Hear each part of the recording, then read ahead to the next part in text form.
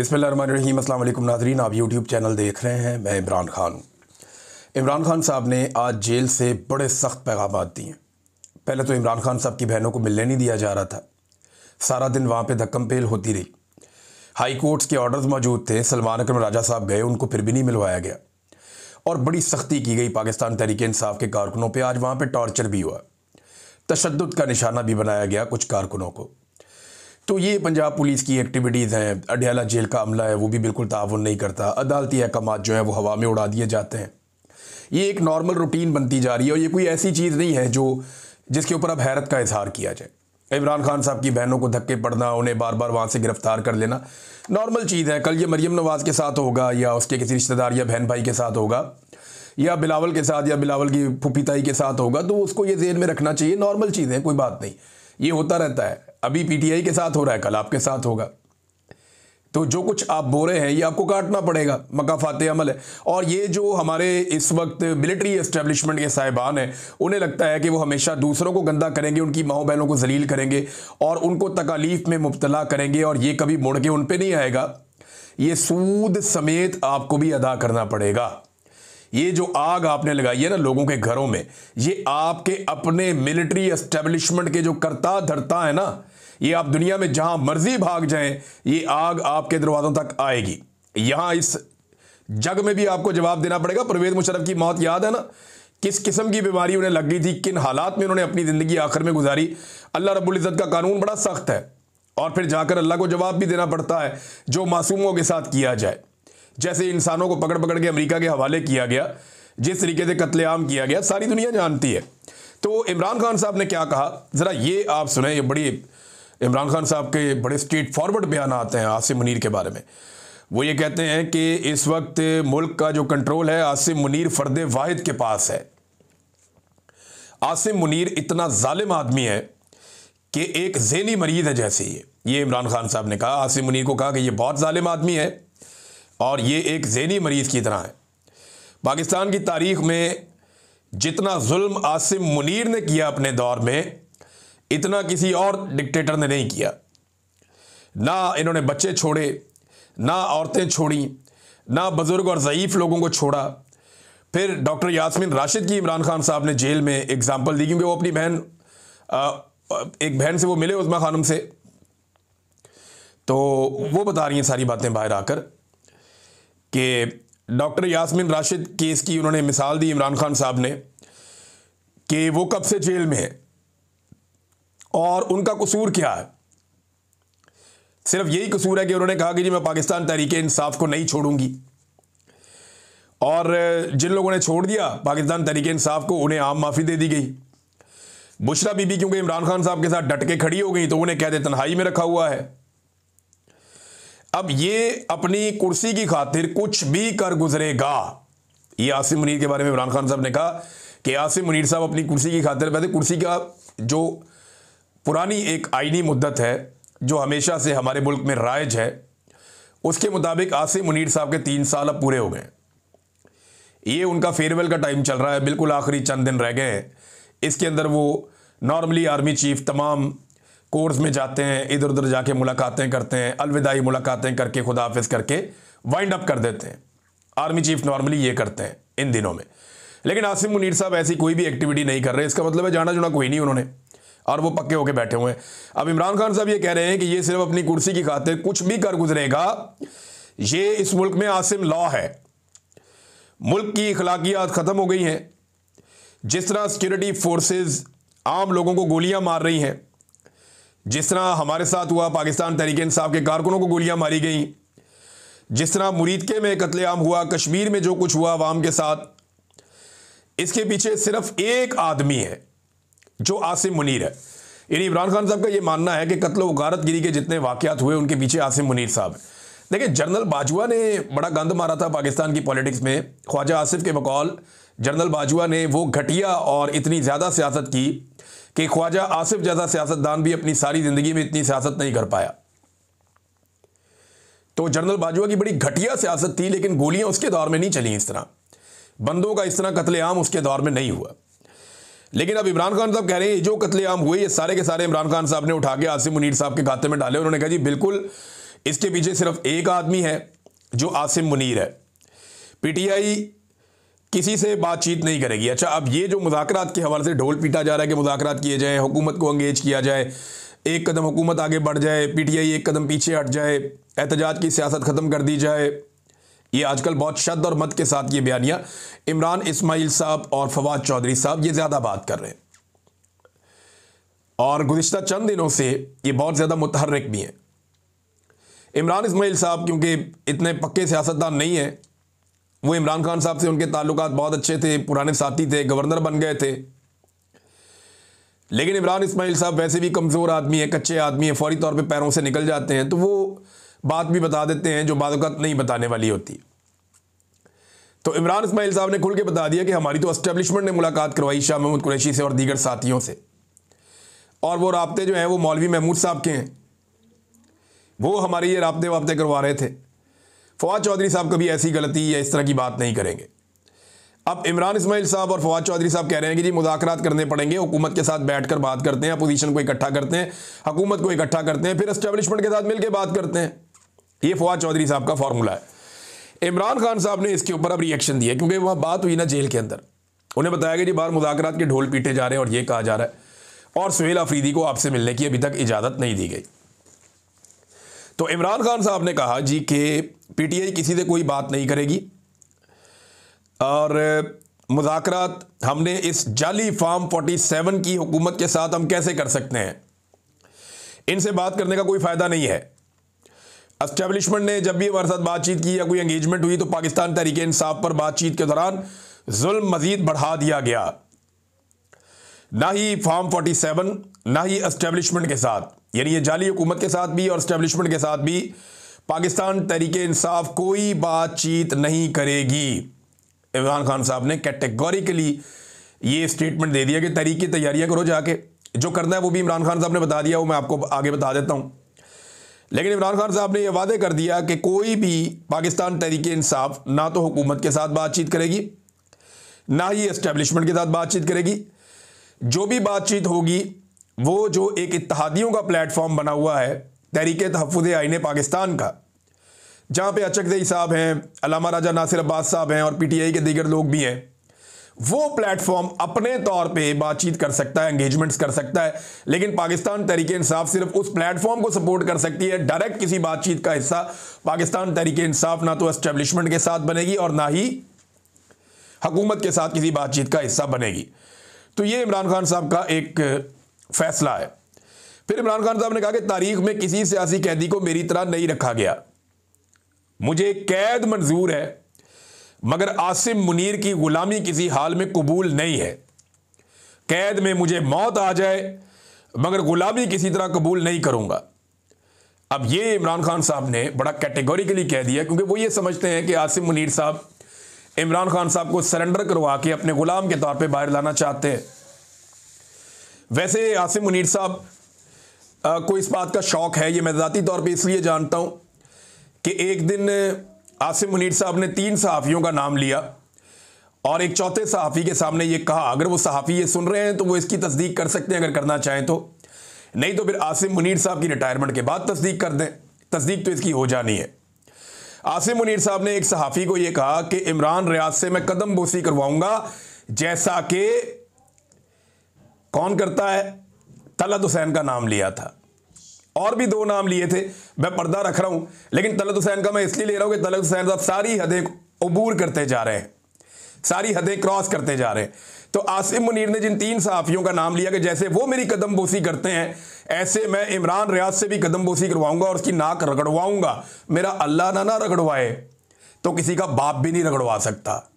मेरा रब अगर मेहरबान हो ना, मेरा रब अगर मेहरबान है, मेरा रब अगर मदद करे और वो सब्र दे तो कोई नाक ऐसे रगड़वा नहीं सकता। इज्जत मेरे अल्लाह रब्बुल इज्जत के हाथ में। मैं यानी इनकी कैद के अंदर रहा हूं, इन्होंने वो जुल्म किए हैं, अजीबो गरीब इन्होंने हरकतें की हैं, मेरी वो हालत कर दी वो बता नहीं सकता आपको मैं, लेकिन चले कोई नहीं, टाइम गुजर गया। तो ये इमरान खान साहब ने भाई क्लियरली कह दिया, उन्होंने कहा नहीं, मौत कबूल करूंगा, कैद कबूल करूंगा, आसिम मुनीर की गुलामी किसी हालत में कबूल नहीं करूंगा और मैं मरना पसंद करूंगा, ये इमरान खान साहब ने कहा। फिर उन्होंने कहा जी कि दुनिया की तारीख में कौमों का हाल तब तक तब्दील नहीं होता जब तक वो खुद को तैयार नहीं करती। आज़ादी या मौत, आपको एक चुनना पड़ेगा। या आप आज़ादी लेंगे या आप मौत लेंगे। कौम को इस लेवल तक अपने आप को तैयार करना पड़ेगा। जब तक कौम खुद को तैयार नहीं करती तब तक आज़ादी नहीं मिलेगी। फिर इमरान खान साहब ने कहा, क्योंकि सलमान अकरम राजा साहब पे तो बहुत बड़ी ज़बरदस्त बम्बारमेंट होती है, उन पे अटैक किया जाता है सलमान अकरम राजा साहब पे, तो उनके हवाले से इमरान खान साहब ने कहा जी मुझे उस पर पूरा भरोसा है सलमान अकरम राजा पे, और उन्हें पैगामात पहुंचाए जाएं मेरी जानिब से, क्योंकि पार्टी को कुछ पैगामात इमरान खान साहब ने पहुंचाएं, वो सलमान अकरम राजा साहब लेकर जाएंगे और ले जाकर पार्टी के लोगों को देंगे। अब क्योंकि खान साहब ने ये पैगाम है, इनके जब ट्विटर हैंडल से आएगा तो बाकी जो चीज़ें रह गई हैं वो फिर रिकॉल करके वो बताते हैं, और फिर इमरान खान साहब का पूरा एक ट्वीट जारी हो जाता है, वो ट्वीट भी जारी हो जाएगा। लेकिन चंद चीज़ें मैं आपके सामने रखता हूं जो बड़ी इंटरेस्टिंग है। इमरान खान साहब ने मुरीदके का तस्करा किया, तो आज सुबह सुबह एक वीडियो आई, मैंने उस वीडियो को बड़े गौर से देखा। जिस शख्स ने मुझे वीडियो भेजी उसने कहा जी और वीडियोस भी हैं उसकी इतला के मुताबिक, और वो ये कह रहा है कि ये एक वीडियो नहीं है, ये ज़्यादा वीडियोस हैं, और वक्त आने के साथ साथ मज़ीद वीडियोस सामने आ सकती हैं। इन वीडियोस में ना मुरीदके लिखा हुआ है, पीछे एक बाटा की दुकान भी है, उसके ऊपर नंबर भी लिखा हुआ है, पीछे एक जगह पे एक लिखा हुआ मोटरसाइकिल सवार हजरात जो हैं वो अंडरपास से गुजरे हैं, वो भी एक जगह पे लिखा हुआ है, सामने कुछ नंबर लिखे हुए हैं, एक एड्रेस लिखा हुआ है मुरीदके का। तो ये कंफर्म हो रहा है कि ये एरिया कहीं मुरीदके का ही है।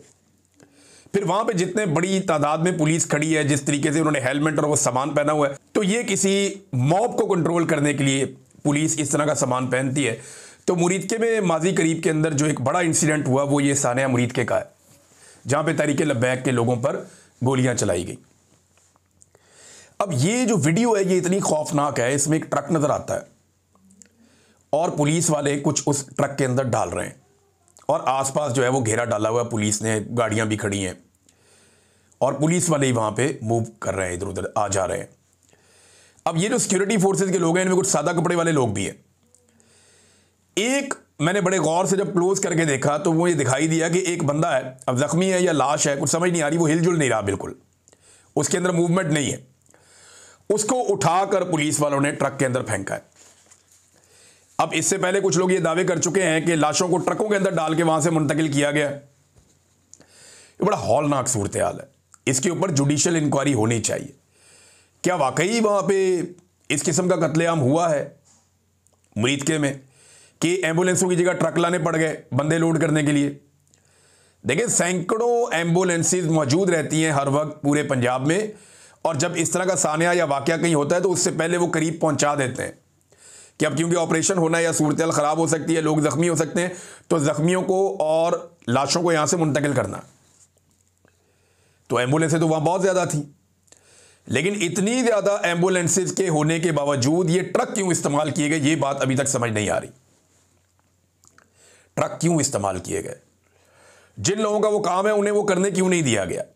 जो एम्बुलेंस के ड्राइवर्स हैं उन्होंने, जो उसके इंचार्ज हैं ईदी वाले, उन्होंने समा टीवी को इंटरव्यू देते हुए कहा, जो हुकूमत का अपना टीवी है, उसको इंटरव्यू देते हुए उन्होंने कहा जी कि यहां से जो जख्मी हम ले गए हैं वो 100 से 150 हैं, हम लोग ले गए, उनकी अपनी सर्विस और सर्विसेज भी हैं जो काम करती हैं। उन्होंने इतनी बड़ी तादाद में जख्मी बताएं। लाशों के बारे में उन्हें कोई अंदाजा नहीं है। डॉन की रिपोर्ट ये कहती है कि हजारों गोलियां चली हैं और लगातार चलती रही हैं, और बड़ी देर तक वहां पे फायरिंग होती रही है, बहुत देर तक, घंटों तक ये सिलसिला जारी रहा, शेलिंग और फायरिंग होती रही है, और लाउड स्पीकर में ऐलान किए गए पुलिस की जानिब से कि बाहर कोई ना निकले। तो जब तक पूरा एरिया क्लियर नहीं कर दिया गया तब तक बाहर नहीं निकलने दिया गया। लेकिन जब फिर उसके बाद हम बाहर निकले तो फिर हमने देखा कि खून के धब्बे जगह जगह थे और हजारों गोलियों के खौल सड़कों पे इधर उधर पड़े हुए थे। यह डॉन की रिपोर्ट है। और अब ये एक ट्रक नजर आ रहा है जिसके अंदर उठा के एक लाश फेंकते हुए, वीडियो का दुरानिया छोटा है, हो सकता है कि इसके आगे पीछे के दुरानिया की वीडियोस भी हों। जो वीडियो सोशल मीडिया पे गर्दिश कर रही है, मेरे पास जो वीडियो है वो उससे 7-8 सेकंड लंबी है, जिसने सोशल मीडिया पे डाली, हो सकता है उसने एडिट करके डाली हो। लेकिन अब मैंने बड़े गौर से देखा तो कम से कम 1-2 मरतबा मुझे ऐसा महसूस हुआ, और एक मरतबा तो बहुत क्लियर महसूस हुआ कि एक बंदे को उठा के पुलिस वाले ट्रक में फेंक रहे हैं। हालांकि वहां तो बहुत सारी एम्बुलेंसेज थी और ट्रक की जरूरत क्यों पड़ी? तो इसलिए मैं ये कहता हूं कि बजाय इसके कि मामला और ख़राब हो। देखे ना, ये डरे हुए तो हैं, इन्होंने सारे सियासतदानों की सिक्योरिटी तब्दील कर दी है, इन्होंने मरीम नवाज़ की सिक्योरिटी की पूरी स्क्रूटनी की है, इन्होंने ये इतने डरे हुए हैं कि मौलवियों को इन्होंने वजीफ़े लगा दिए हैं, बहुत सारी मसाजिद इन्होंने बंद कर दी हैं और इकरारनामे मौलवियों से ले रहे हैं। बड़ी अच्छी बात है, उनको पुरअमन रखना चाहिए, ये तो सबसे लेने चाहिए। लेकिन मुरीदके में ऐसा कुछ ज़रूर हुआ है जिस पे पर्दा डाला जा रहा है और इस पे हमें सबको बहैसियत कौम आवाज़ उठानी चाहिए। देखिए, जुल्म इमरान खान के ख़िलाफ़ हो, किसी खातून के ख़िलाफ़ हो, किसी पश्तून के ख़िलाफ़ हो, किसी बलोच के ख़िलाफ़ हो, किसी पंजाबी के ख़िलाफ़ हो, जुल्म जुल्म होता है। तहरीक लब्बैक के ख़िलाफ़ हो, नून लीग के कारकुन के ख़िलाफ़ हो, किसी के ख़िलाफ़ हो, जुल्म जुल्म ही होता है। तो जुल्म के ख़िलाफ़ आपको आवाज़ उठानी चाहिए, हर दौर में उठानी चाहिए। तहरीक लब्बैक से लाख इख्तलाफात सही, लेकिन इसके बावजूद तहरीक लब्बैक के साथ जुल्म अजीम हुआ है, इनको घेर के मारा गया। और दोनों भाई जो साद रिजवी और अनस रिजवी हैं, ये बेचारे बाहर आके जो भी कहते रहे बेचारे बाहर आके, लेकिन ये एजेंसियों की तहवील में ये लिखी पड़ी बात है, ये कहीं और नहीं है।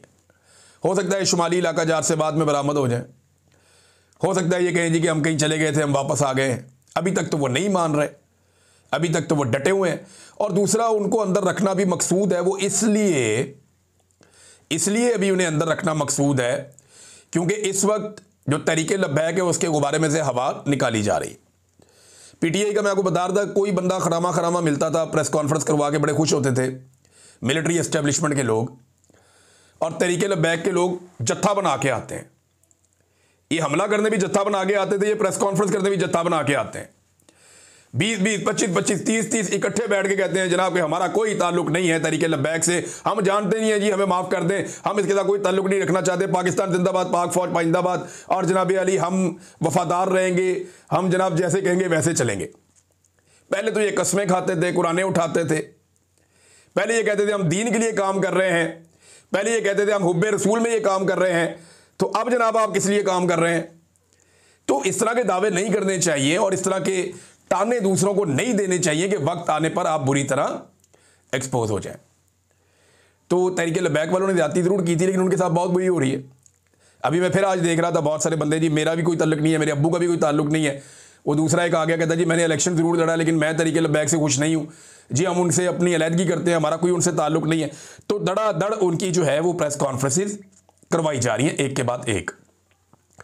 नाज़रीन, खैबर पख्तूनख्वा में 12 नवंबर को अमन जरगा होने जा रहा है, जिसमें बहुत सारी सियासी जमातें शामिल होंगी, दीगर स्टेक होल्डर्स शामिल होंगे, साबिक और मौजूदा गवर्नर शामिल होंगे, सियासतदान शामिल होंगे और सियासी क़यादत शामिल होगी। तो ये जो अमन जरगा है 12 नवंबर को जो होने जा रहा है, इसमें जो फैसले मुबैना तौर पर सामने आ सकते हैं, ये एस्टेब्लिशमेंट के लिए कोई नरम चीज़ नहीं होगी, उनके लिए मुश्किलात पैदा हो जाएंगी। और एक बड़ी मुश्किल ये है कि सुहेल अफरीदी को इमरान खान साहब ने जब बनाया वज़ीर आला खैबर पख्तूनख्वा, तो इससे ना नौजवानों में एक तहरीक पैदा हुई है, यानी उम्मीद पैदा हो जाती है ना, भाई ये बन सकता है तो हम भी बन सकते हैं। भाई हमारा बंदा उठा के हमारे बीच में से बैठने वाला वज़ीर आला बना दिया इमरान खान ने, वो बड़ी ऑक्सीजन मिलती है, बड़ी ताकत मिलती है नौजवानों को। तो नौजवान खैबर पख्तूनख्वा में पहले से बहुत ज़्यादा मुतहर्रिक है और पाकिस्तान तहरीक इंसाफ को अभी कोई एहतजाज की इतनी जल्दी भी नहीं है। वो ये जानते हैं कि ये हुकूमत जिस शाख पे बैठी है उसे खुद काट रही है, वो ये जानते हैं कि ये अपना बेड़ा गर्क खुद कर रहे हैं और इनके अंदर बेचैनी बहुत ज़्यादा बढ़ती चली जा रही है। ना सिर्फ इदारों में बेचैनी बढ़ रही है बल्कि हुकूमत के ईवानों के अंदर भी बेचैनी बढ़ रही है और एक के बाद एक ख्वाहिश जो एस्टेब्लिशमेंट की है, जैसा कि अब 27वीं आईनी तरमीम है, उसे पूरा किया जा रहा है। मैं आपको फिर बता देता हूं कि 27वीं आईनी तरमीम में पीपल्स पार्टी के नुक्ता नज़र से मुतसादिम 2-3 चीज़ें सिर्फ इसलिए शामिल की गई हैं ताकि बाद में पाकिस्तान पीपल्स पार्टी को बारगेनिंग का और फेस सेविंग का मौका मिले। तो पीपल्स पार्टी बाद में ढोल पीटेगी कि जनाब देखें हमने जमहूरियत बचा ली, हमने आईनी तरमीम पास करवा ली, और भाई जो मिलिट्री एस्टेब्लिशमेंट ने कह दिया ना वो तो आपने जूते पॉलिश करके कर देना है। ये तो बिलावल और जरदारी इनकार कर दें, सवाल ही पैदा नहीं होता, सवाल ही पैदा नहीं होता। ये एग्जैक्टली वही कहेंगे जो इनको मिलिट्री एस्टेब्लिशमेंट हुक्म दे देगी। ये तो इनको थोड़ी फेस सेविंग दी गई है कि जनाब हमको ये भी कहेंगे तो कहना जी ये हमने नहीं करना, तो हम आपसे फिर इस पर बार्गेन कर लेंगे कि ठीक है जी ये वाला ना करें। मोहसिन बेग साहब ने इससे मिलती जुलती पूरी एक खबर भी जारी कर दी है और मोहसिन बेग साहब इस पर बड़ा सादा सादा वो फरमाते हैं कि जनाब ये चीज़ें तय हो गई हैं, इसके बाद कश्मीर में जो है वो पीपल्स पार्टी को हुकूमत भी दे दी जाएगी, ये भी फार्मूला तय हो गया है। तो पीपल्स पार्टी बिल्कुल वही करेगी, हल्की फुल्की बार्गेनिंग के बाद, कोई इसमें खराबी वाली बात नहीं है। हाँ, एक दिलचस्प सूरत हाल है जिसपे कुछ लोग गौर दिला रहे हैं। ये आमिर खान साहब हैं, जर्नलिस्ट हैं, इन्होंने बड़ी मज़ेदार बात लिखी है। बंदे को क्रेडिट देना चाहिए जो इस बारे में सोच रहा है।